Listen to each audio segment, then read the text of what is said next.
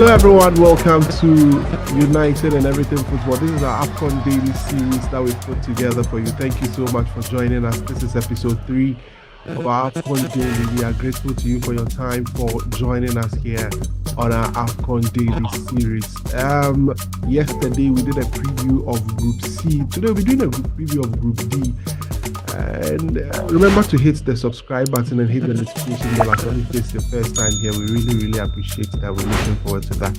We're going for a very quick commercial break. When we come back, we'll introduce our guests and then we'll get into the issues for you today. Stay with us.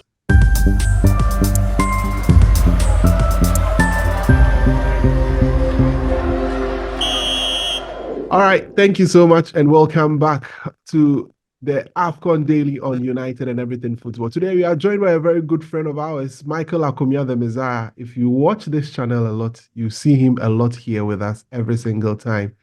Michael, how are you doing? I'm good, my brother. I hope you can hear me well too. I can hear you. Everything is okay, and I can see you clearly. I'm sure you are getting ready to go to Cote d'Ivoire to cover the AFCON and everything. Yes, definitely. We'll be around. What are you really looking forward to in this competition, Michael? Yes, I think African football in general is gradually growing. Yeah. Enough technical quality that has been seen over some few games when you look at the CAF Champions League and the Confederations Cup. Much more technical, in-depth systems, strategy, and tactical approach by various coaches of the national teams. And looking at the way football is gradually going to become equal in terms of varying nations coming into tournaments with a lot of confidence and proving that it's not a matter of name or pedigree, but enough quality can prove to give one or two results. So I think those are the things I'm really looking at to good games, quality players, good technical decisions. These are basically some few things I'd love to see. All right. We are all looking forward to that. But news that came in today shows that Victor Boniface of Nigeria has been ruled out of the tournament. He picked up a groin injury, and as a result of that, has been asked to go back to his club Bayern Leverkusen. What do you think? How do you think this is going to affect the Nigerian team in general? Victor Boniface is here to prove his quality in the Nigerian national team. In terms of most of the players who have actually established themselves in the national team, is not one of them. We've seen Victor Osimhen even for the national team, but consistently have not even established himself to be their top player. Players like Samuel Chukwueze, Moises Simon have consistently been with the team, proving to be key players within the setup. Preferred indeed Kenneth Iheanacho. These are players who have proven to be strong. Kenneth Omero. So you look at the squad and the inclusion of Victor Boniface, you would agree that it was an addition of quality. Yeah. But in context, when it comes to Nigeria missing him in this tournament, I feel there's not really going to be a very big miss for them. He's not that particular man who has played various AFCONs to be relied upon. I'm not saying he's not a quality player, he is. But definitely there are men that have played the AFCON, men that have been there for the national team who are proven, and I believe with his absence, they are going to step up. Good news for Leverkusen because they have their star player around. They could nurture his injury, keep him fit, and fight for the second round of the German Bundesliga. All right. So that's it with Nigeria. But let's get to what we intend to do today. Looking at Group D, which has Algeria, Burkina Faso, Mauritania, and Angola.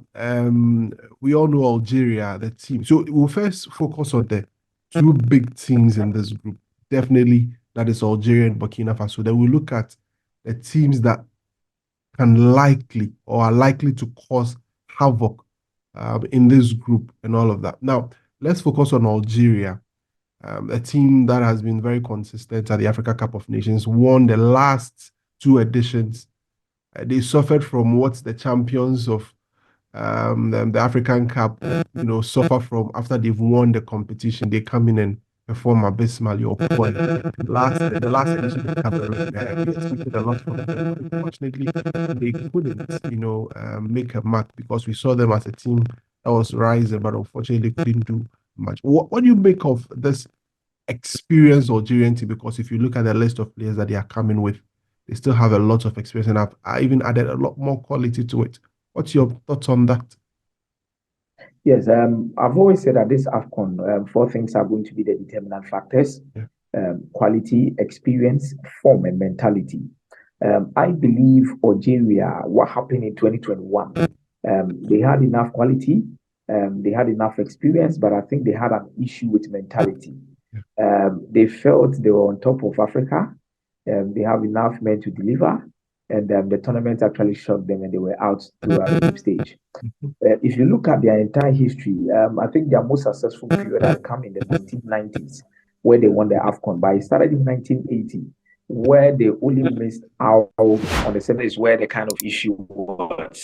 So I believe Algeria have enough men, Belali, Islam Slimani, Bentelab, Hussam Aouar, who have joined the team, Riyad Mahrez. They have enough quality, they have enough experience, they have quality form, informed players that are coming into the tournament. So I actually believe that the only thing that could be the enemy of Algeria is their mentality. Yeah. And I hope they don't backtrack Yeah. like they did in 2021.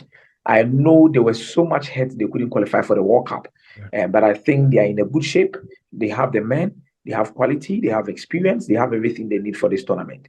All they need to do is to work on their mentality. All right. Now let's look at the Burkina side as well. A team that has also performed very, very well in the last three editions. I mean, if I can recollect, in the last three editions, they've been in semi-finals of the last two, if my memory serves me right. And a Definitely. team that clearly has been very, very, very solid. They don't look like a team that wins the tournament, but they're a team that gives every team a run for their money anytime they come up against them. Do you possibly think that this would be a time for or the time for Burkina to, at least make it to the final? But let's first look at their chances in the group. I think Burkina Faso have young, exciting players that are coming into their lineups. Tapsoba from Bayer for Leverkusen, Dango Ouattara Yeah. for Bournemouth, who have also coming into the setup. They already have enough experienced players, the Charles Kabore. Yeah. All of these guys are in there that could help them do one or two things. I think the peak of Burkina Faso's level of quality in the AFCON came in 2013. Where they played the final against Nigeria and lost that particular final. Yeah. Sulaima Abdullahi in that particular team, Jonathan Petrepa, Bansi Kabore in those particular teams, they had enough quality men. Kone. Yeah. But yes, though the following year or the following edition in 2015, we saw what they did again. But I think there has been one or two ways that have actually affected them in the long run. Whenever they play the semi-final of the competition, the next edition, I think they are out in the group stage. Mhm. So you look at last edition that they played, they actually made a lot of progress into the semi-finals. So is it going to be a repetition of a case where they are going to be out by the group stage? Or this time around, these particular young guns could keep up their form, work on their mentality, and deliver at that particular top level. I feel they have the men to do that. They have quality to do that as Algeria to qualify out of the group. But it always boils down to the level of mentality they bring in, just like how they've done in the last editions, where whenever they play the semi-final, the next edition they will drop to their group stage or even not even qualify for the knockout stage. I think they need to do a lot of work in making sure that that kind of attitude is eliminated from their quest to achieve something better in the AFCON this year. All right. What do you think the other two teams, Mauritius and Angola, what kind of threats do you think they pose? What do you think there will be a surprise package? I'll particularly mention Mauritius because of the coach they have. It's a very coach that many Ghanaians should know. He's the coach that brought Comoros to the last AFCON. He qualified them for the first time and qualified them out of the group as well. Now he's the coach of Mauritius. What do you think, or what kind of threats do you think there will be to these two teams?